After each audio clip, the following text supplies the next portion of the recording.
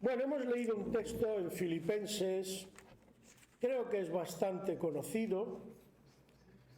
Empieza diciendo: por tanto, si hay alguna consolación en Cristo, si algún consuelo de amor, si alguna comunión del Espíritu, si algún afecto entrañable, si alguna misericordia. ¡Qué palabras! Aleluya. Completad mi gozo sintiendo lo mismo, teniendo el mismo amor, unánimes. ¿Sabéis qué significa unánimes? ¿Quién me dice algo? Un ánima, un alma. La voluntad de Dios es que seamos de un alma.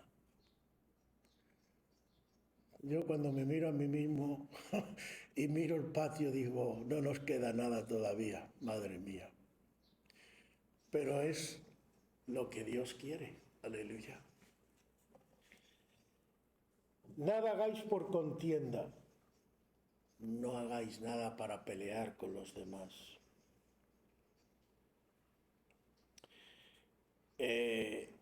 Nada por vanagloria.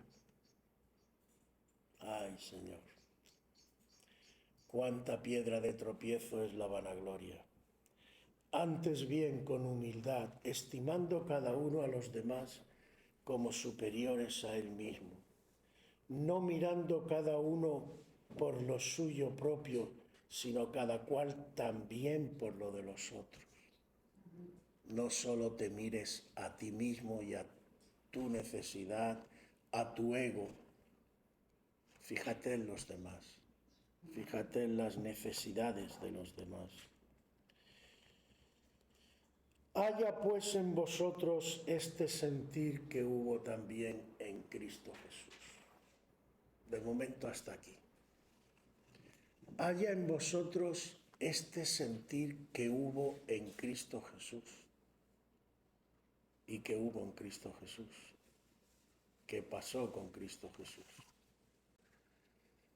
Bueno, nosotros proclamamos a Jesús Señor y Maestro, ¿no? ¿Significa algo esto en nuestras vidas? ¿Tiene alguna importancia esto?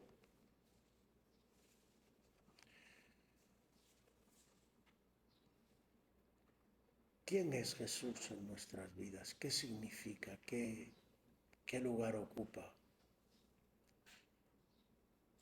Hermanos, en el mundo normalmente los que no creen en Jesús ni en sus palabras, pues, bueno, Dios, primero cada vez más dicen que no existe. Aunque esta mañana estaba viendo un reportaje que me ha encantado, está muy bien, es un reportaje científico. Y lo curioso es que decía, era un intelectual que decía que se llevó una sorpresa una vez que escuchó a dos científicos discutir, uno era ateo y el otro era creyente. Y él pensaba además que todos los científicos eran ateos prácticamente.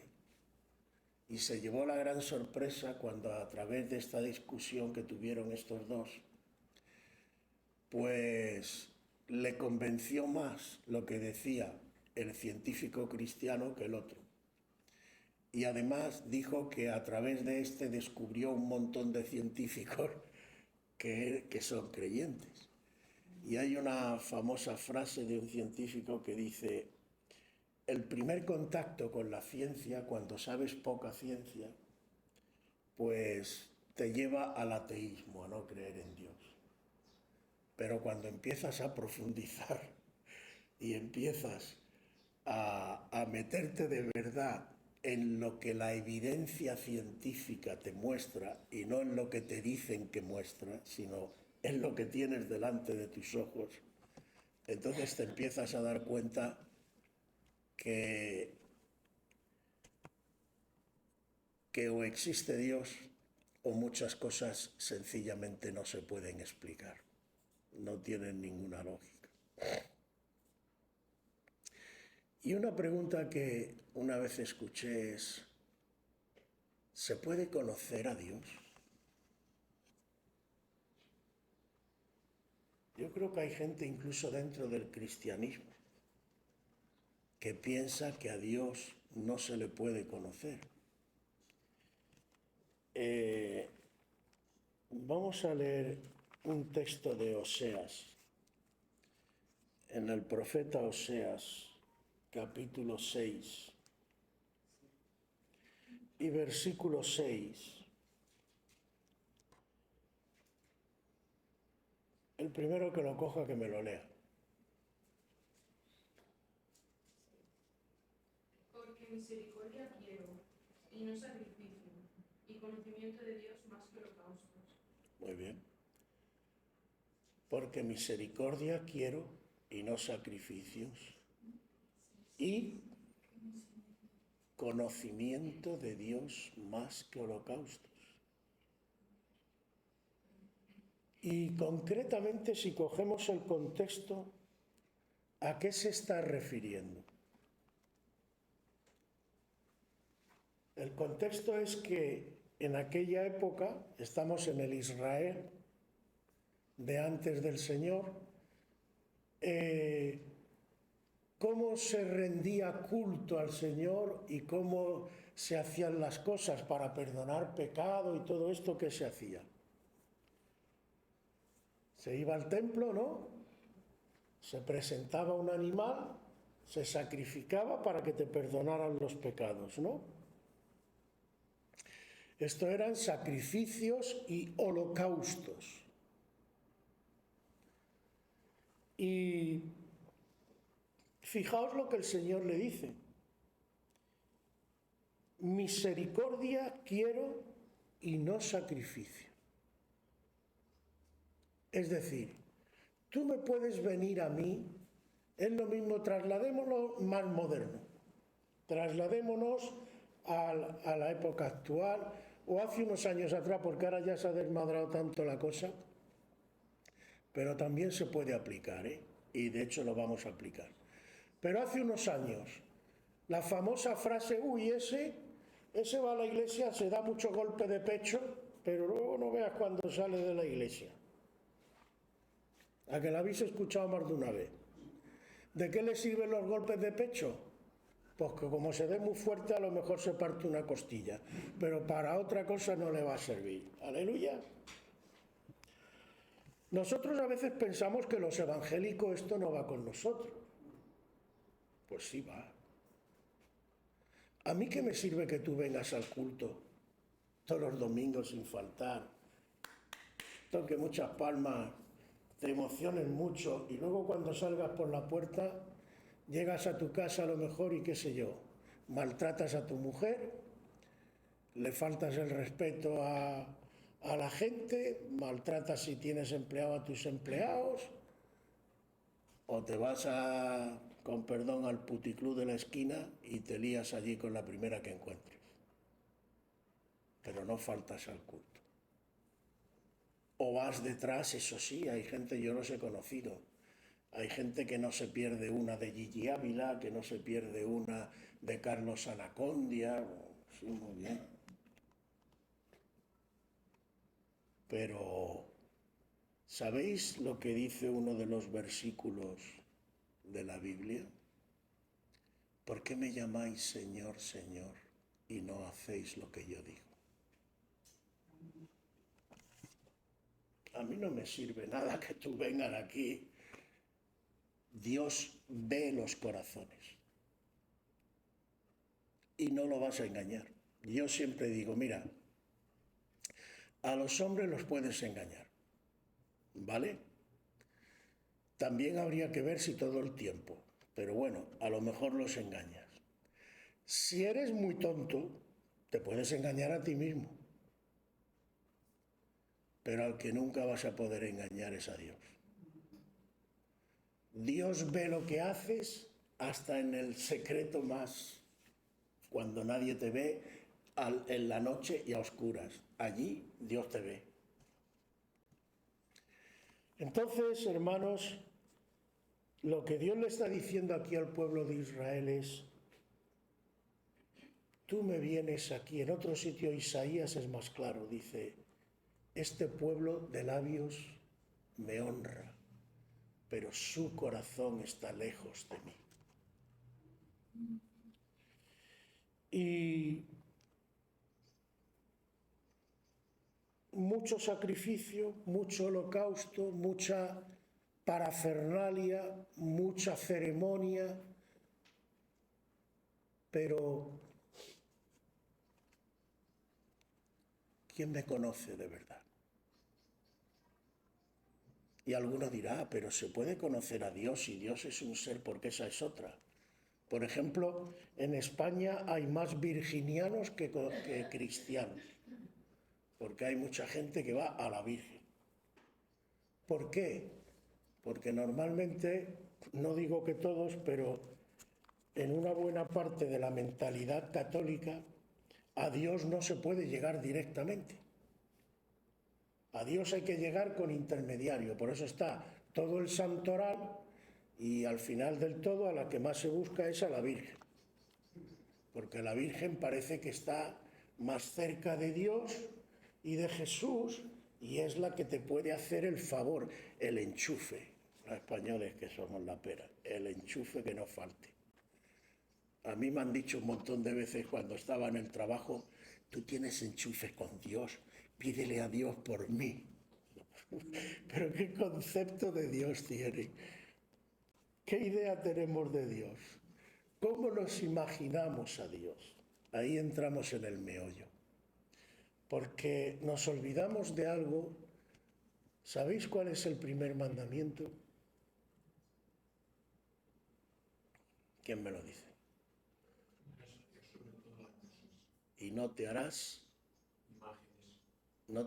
imagen ni semejanza alguna de lo que esté arriba en el cielo, abajo en la tierra y debajo de la tierra, ¿no? No te harás imagen. Y normalmente, una vez estaba yo orando, y normalmente entendemos que hacerte una imagen es un ídolo. Por ejemplo, la imagen del santo, la imagen de la Virgen, la imagen de Jesús. Aquí hay romería a la Santa Faz. Yo a veces, o ahora que viene las fiestas de San Juan, ¿no? Que son en honor a, se supone, ¿a quién? A San Juan Bautista, ¿no?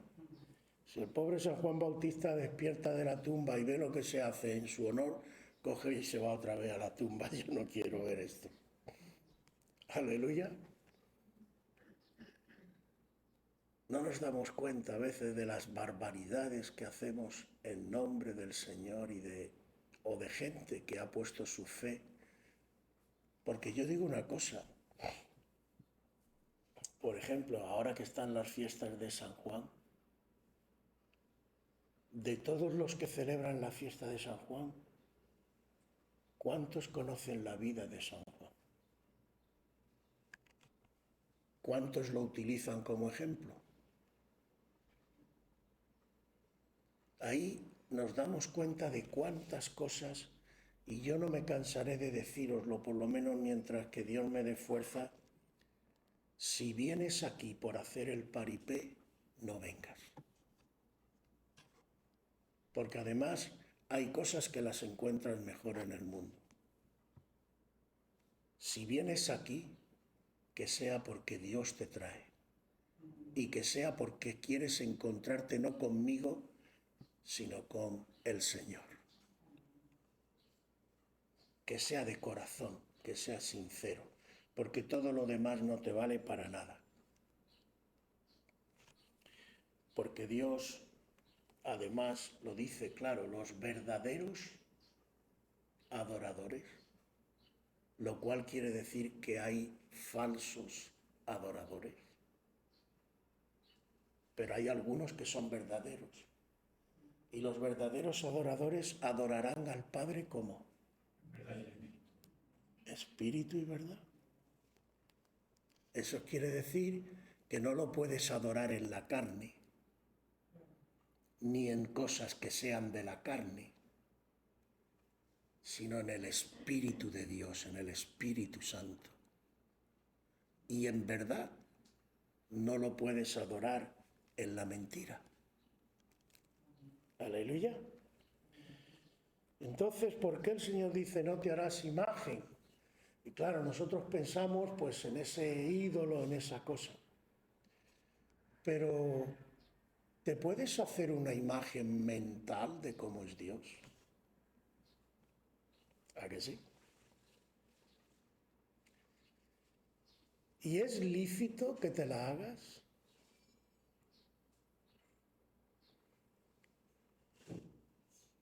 Según y cómo, ¿verdad? Y un poco de esto es de lo que hoy quiero hablar.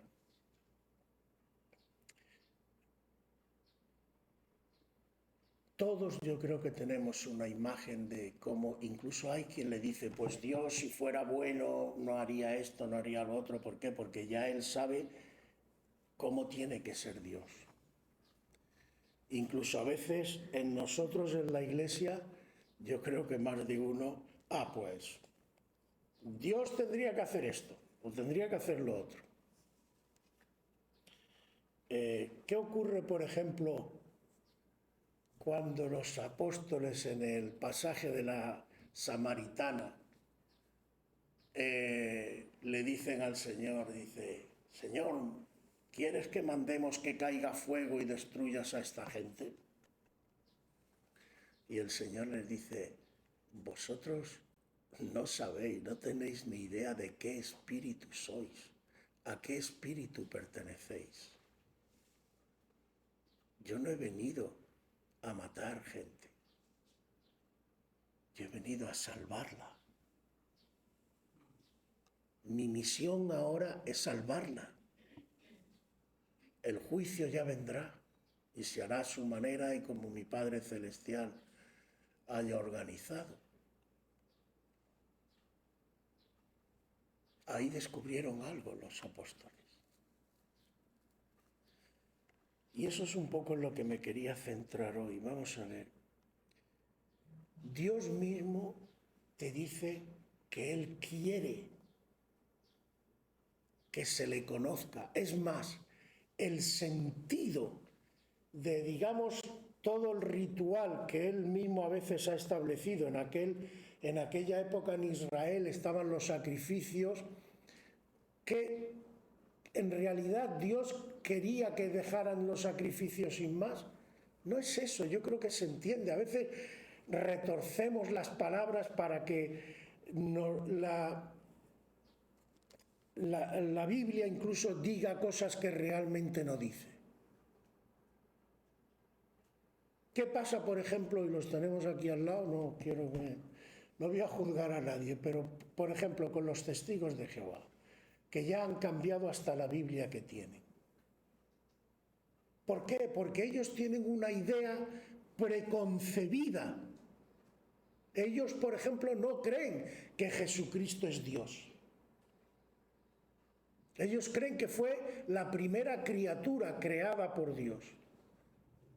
Y cambian y modifican cosas de la Biblia para que la Biblia no pueda decir en ningún momento otra cosa distinta de lo que ellos creen o piensan. Pero la Biblia hay que cogerla como está. Sí, hermanos, como está. Dios nos la ha dado así por algo. Si queremos llegar a lo que quiero deciros. Entonces, lo que Dios, yo creo que está claro, y por eso hay que cogerte no solo el contexto, como digo muchas veces, toda la Biblia es un contexto. Y yo más que el contexto prefiero decir el hilo argumental de lo que te está diciendo. Cuando coges un texto, igual que en una conversación, igual que yo estoy haciendo ahora, yo puedo sacar un ejemplo determinado para ilustrar algo. ¿Pero de qué os estoy hablando? Eso es lo que tenéis que ver, porque el ejemplo solo es para ilustrar, no es lo fundamental de lo que yo quiero transmitir. Y en la Biblia pasa igual. Tú tienes que meterte en la historia y ver, y como dice el Señor, escudriñar, para quedarte con lo que de verdad Dios te quiere decir. ¿Por qué además tiene esto que ser así, hermano? Porque, como he dicho antes, Dios les está diciendo, el problema es que vosotros, como haríamos hoy, lo trasladamos a la actualidad. ¿Qué hacemos los evangélicos? Me levanto por la mañana, leo 3 versiculitos, ya me he leído 3 versiculitos. Señor, bendíceme en el día de hoy, tal, no sé cuánto, y por favor, date prisa que me tengo que ir. Y te vas. Luego por la noche, Señor, gracias por el día, no sé qué, no sé cuánto. Y entre medio, bueno, ayúdame y tal, no sé qué.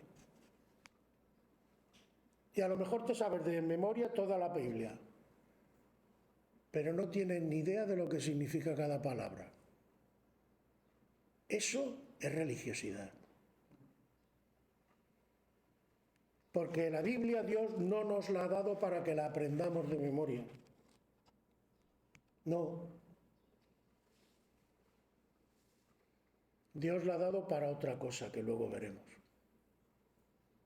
Pero creemos que haciendo esas cositas, yendo al culto, emocionándote mucho, no, hermano. No, sinceramente, con el corazón en la mano. Si yo fuera Dios o tú fueras Dios y ves este panorama, tú dirías, se están cachondeando de mí.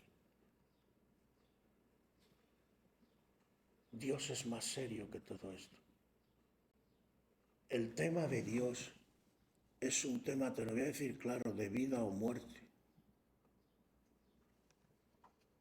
Porque el que no tiene a Dios en su corazón y el que rechaza a Cristo, ¿a dónde va?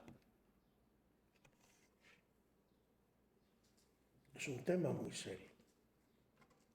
Y Dios lo que le está diciendo, lo que le preocupa a Dios y le dice a ese pueblo es, despertad ya de una vez. Dejad la religiosidad. Dejaros de tontería. Lo que yo quiero con todo lo que os he dado, incluida la Biblia, es que me conozcáis, que sepáis quién soy y cómo soy. Porque esa es la vida. Yo soy vuestra vida. Bueno, ¿y cómo es Dios? Hay quien piensa que humanamente, como he dicho antes, tú puedes coger sesudamente. Hay mucha gente, muchos intelectuales que conocen incluso de la Biblia y no creen en Dios. Cuando Nicodemo le viene a Jesús, ¿sabéis lo que era Nicodemo? Era un teólogo. Era uno que enseñaba la Escritura. El Señor le dice, ¿eres tú maestro en Israel y no sabes estas cosas? Claro que no las sabe, porque está el maestro a nivel humano. Y a nivel humano tú puedes saber un montón de cosas. Pero la Biblia, y esta es la clave, la Biblia no se puede interpretar humanamente. No. De hecho, se han hecho barbaridades apoyándose en la Biblia. ¿O no?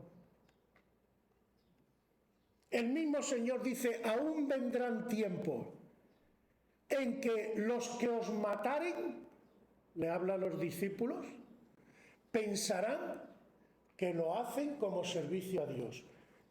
Ejemplo, el apóstol Pablo. ¿Qué hacía el apóstol Pablo? Yo no sé si tú lo sabes, pero la Biblia es clara.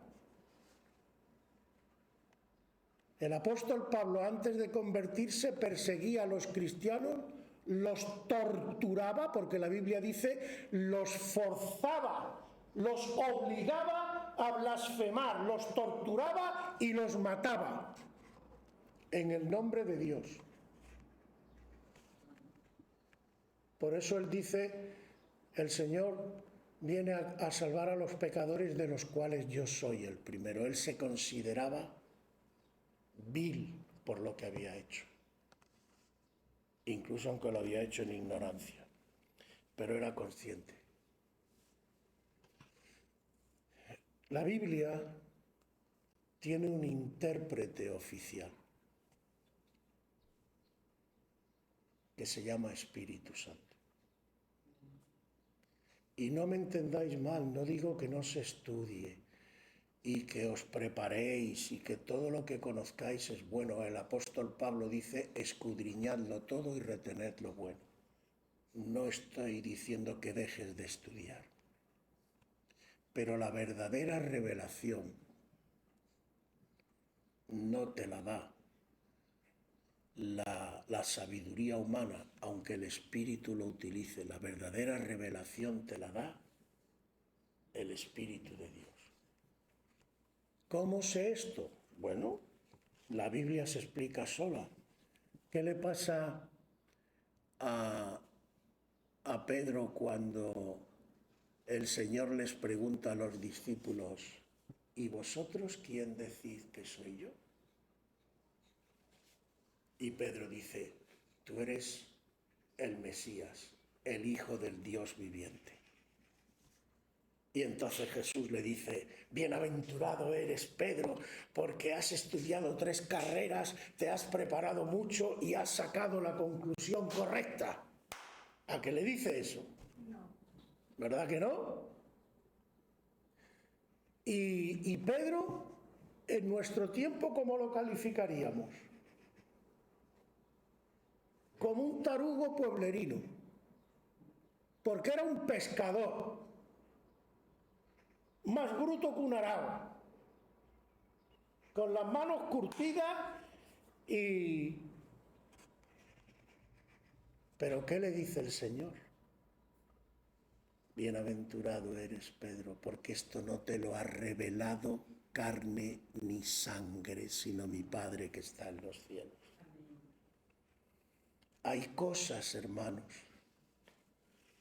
que tienen que venir de arriba. No dice 1 Corintios capítulo 2, porque cosas que ojo no vio, ni oído oyó, son las que Dios ha preparado para los que le aman, pero Dios nos las reveló a nosotros por el Espíritu Santo. Si hay trato con el Espíritu Santo, hay vida. Y si hay vida, hay comunicación. Y si hay comunicación, hay luz. Podría citaros 20.000 textos. Hay uno que es tremendo, el Señor discutiendo con escribas y fariseos. ¿Por qué no entendéis mis palabras? Si fuerais hijos de Abraham, de verdad, las entenderíais. ¿Por qué no las entendéis? Porque vosotros sois hijos de vuestro padre, el diablo.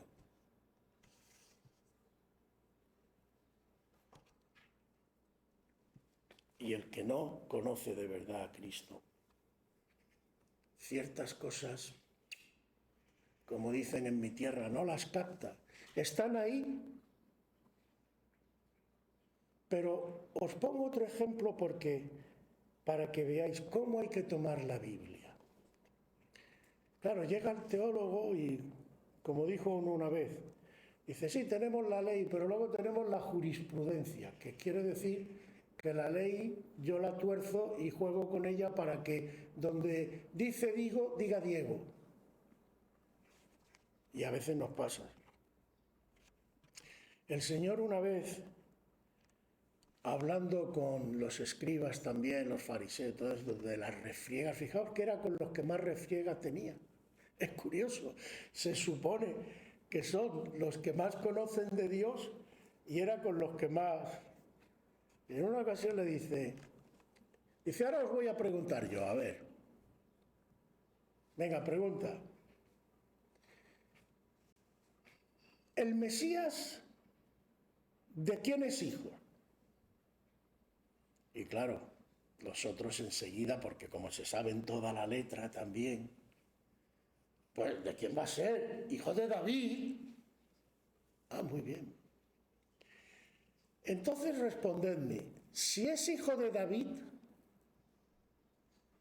¿cómo es que el mismo David en un salmo a ese Mesías que es hijo suyo y que según la ley y que según la tradición hebraica está claro que el mayor no es el hijo sino el padre y después viene el hijo? ¿Por qué le llama Señor? Los otros se quedan pálidos, porque además ocurre que en el Salmo dice, dijo el Señor, Adonai, a mí Señor, Adonai. Y un judío solo llama Adonai ¿a quién? Entonces está cogiendo al Mesías y no solo lo está poniendo por encima de David, sino que le está diciendo que ese Mesías, descendiente de David, es igual a Dios. ¿Qué pasó? Que cuando el Señor le pone el dedo en la llaga, los otros no sabemos. Estaba en la Biblia. ¿Por qué no lo habían podido reconocer? ¿Por qué no lo habían podido averiguar? Porque no se dejaban guiar por el Espíritu, sino por su mente carnal. Y los verdaderos adoradores adorarán al Padre en...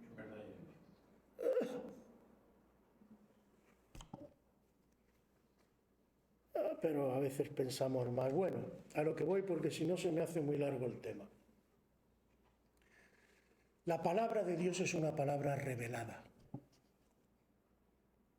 Y hay ciertas cosas que solamente las vamos a poder entender si tenemos relación con el Espíritu Santo y esperamos que Él nos revele. Vuelvo a decir, por favor no me entendáis mal, que hay que ya matizar todo. No significa que no te prepares, que no escudriñes, que no averigües, al contrario, yo te animo a que leas historia y a que leas, porque eso te capacita más, pero solo con eso no. Y también, como siempre os recomiendo, antes de leer la palabra, haz una oración. Pídele a Dios que te ilumine. Aleluya. La palabra cógela tal como está. No necesitas más. Y deja que el Espíritu te hable. ¿Y podemos conocer a Dios? Claro que podemos conocer a Dios. Dios quiere que se le conozca. ¿Y qué nos dice el texto, que nos hemos ido por otros lados de lo que hoy estamos hablando? Pues nos revela cosas del carácter de Dios. Lo que antes decía, tú te puedes hacer tú una imagen de cómo es Dios, pero yo te propongo otra cosa en el día de hoy. En lugar de hacerte tú la imagen de cómo es Dios, deja que Dios, a través del Espíritu, se te revele y te diga cómo es Él.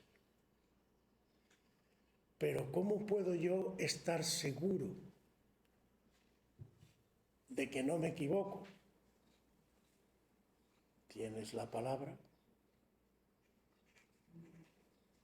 La pregunta es, ¿confías en el Espíritu Santo? ¿Confías en el sentido del que lo que el Espíritu te revela de Dios es verdad y no es mentira? Eso sí, claro, asegúrate que es el Espíritu Santo.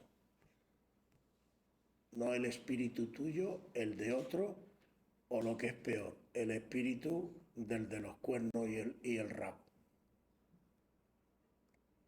Pero si es el Espíritu Santo, no dice en Lucas que si tú a tu hijo te pide pan, le darás una piedra o tal, y dice, si le pedís el Espíritu Santo a vuestro Padre, os va a dar una serpiente. Os dará el Espíritu Santo. Si eres sincero, claro está. ¿Por qué esto es tan importante?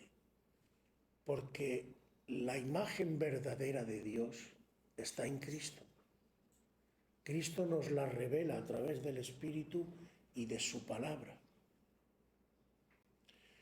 Si yo no cojo la palabra tal como está, sino que la tuerzo, o en lugar de a través del Espíritu me busco otras cosas, yo no voy a sacar la verdadera imagen de Dios. Yo voy a sacar una imagen mía o de otro de cómo Dios tiene que ser. A mí no se me olvida una vez de un hermano que me dijo, porque hay un texto, ahora no me acuerdo exactamente, que dice que cuando el Señor venga otra vez y tal, y nosotros estemos con Él, dice, y Él le servirá, el Señor nos servirá a nosotros.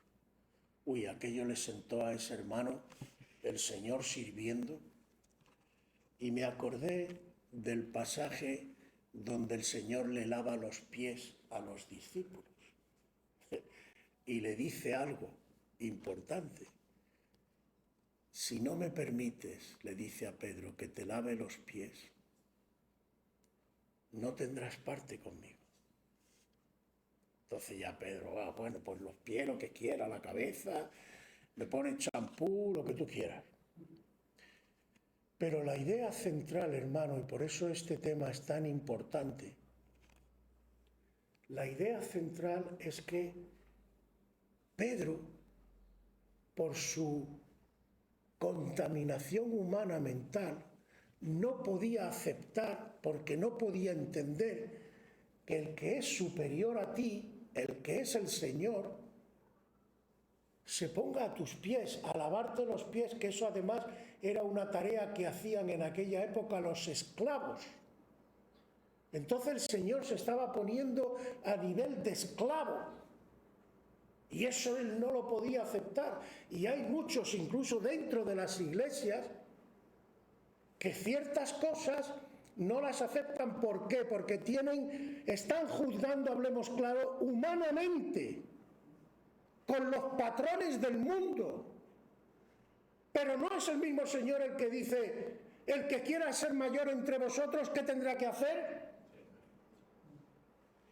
El que quiera ser exaltado se tendrá que... Entonces, ¿de qué nos sorprende? Pero lo leemos y como que no lo leemos, ¿o qué pasa? ¿Cómo es la naturaleza de Dios? Bueno, pues mirad lo que dice aquí. Haya pues en vosotros este sentir que hubo también en Cristo Jesús. Tú tienes que intentar sentir como Cristo, porque Él es tu maestro, Él es tu Señor, Él es el que te ha salvado. Y en definitiva, ¿de qué se trata? ¿No se trata de que cada vez nos parezcamos más a Cristo? Pues ¿eso cómo se come? Sí, que tú cada día seguís siendo. Como dice Juan el Bautista, es necesario que Él Crezca para mí. y que yo, que la segunda parte la olvidamos, yo tengo que menguar. Para que crezca Él, yo menguo. Si yo crezco, Él mengua. Son incompatibles. Dice ahora, atención, por favor, prestadme mucha atención. El cual, siendo en forma de Dios, no estimó el ser igual a Dios como cosa a la que aferrarse. ¿Lo entiendes? ¿Te escuece? Pues te va a escocer más. Siendo Dios, siendo el Señor de todo, Él no estimó el ser Dios como una cosa para ponerla delante de nosotros y exigirnos y decirnos, tú te tienes que humillar porque yo soy Dios, que es lo que Satanás quiere. No. Él coge otro camino. Dice, yo te voy a enseñar el camino que yo quiero que tú tomes,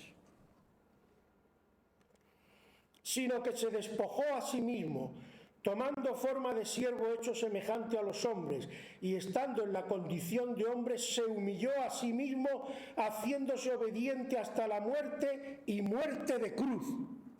El Dios de los cielos, el que todo lo ha creado, el que todo lo sostiene, va y se humilla y muere en una cruz, que por cierto, para que sepáis la humillación que tuvo Cristo, la cruz no es como nosotros lo pintamos por pudor con el taparrabo, no. El Señor, perdonadme, pero estaba en pelotas, porque así se crucificaba. Porque la cruz no solamente era un instrumento de muerte, era un instrumento de tortura y de humillación. Un romano no podía ser muerto en la cruz. La cruz era para la gente que no era romana, porque era una manera de decir, ¿por qué se le ponía la etiqueta arriba? Para que la gente lo viera y se burlara y lo tuviera como una escoria de la sociedad. ¿Por qué levantaba tanta ampolla y tanto escándalo el identificarse con Cristo en aquella época? Porque te estabas identificando con un ser que era escoria para la sociedad. Ese es nuestro Cristo. ¿Y todo esto por qué? Porque la naturaleza de nuestro Dios es humilde, es servicial, es amor eterno. Y porque quería demostrarte hasta qué punto te ama y qué tan serio es el amor para Él, que dijo, no te va a quedar ninguna duda. Porque Dios, antes de decirte lo que te ama, ha hecho por ti algo. Dios no es como el ser humano. Cuando estás con tu novia o tu mujer y dices, te quiero, no sé qué, y a los 3 meses ya empiezan los problemas. Jesús está ahí. De hecho, hoy en día, incluso dentro de la Iglesia, no juzgo a nadie, en general. Sinceramente, respondedme, o respóndete para ti. ¿Somos dignos de lo que Él ha hecho?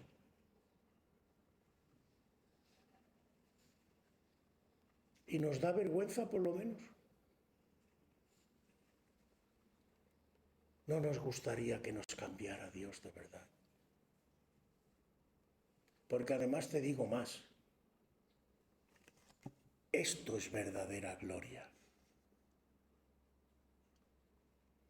Sí, en el mundo, ¡ay! Yo un rey, nada. Esto es verdadera gloria, porque ahí te está mostrando Dios como es, su firmeza de carácter, su amor incondicional, su sentido de la justicia, su valentía. Todo eso, ¿por qué? ¿Por qué la cruz? Que no es más que un instrumento de tortura. ¿Por qué Jesús, justo la noche antes de ser entregado, dice en la cena con los discípulos, Padre, glorifícame para que yo te glorifique? Glorifícame, pero si vas a la cruz. ¿De qué me estás hablando, Jesús? ¿Qué película me estás contando? Sí. ¿No dice el Señor que la luz brilla más en las? ¿Sabéis que la tierra se llenó de tinieblas cuando Jesús estaba en la cruz? Como señal de que todo el infierno estaba contra él. Pero todo el infierno no pudo. Ese es nuestro Señor.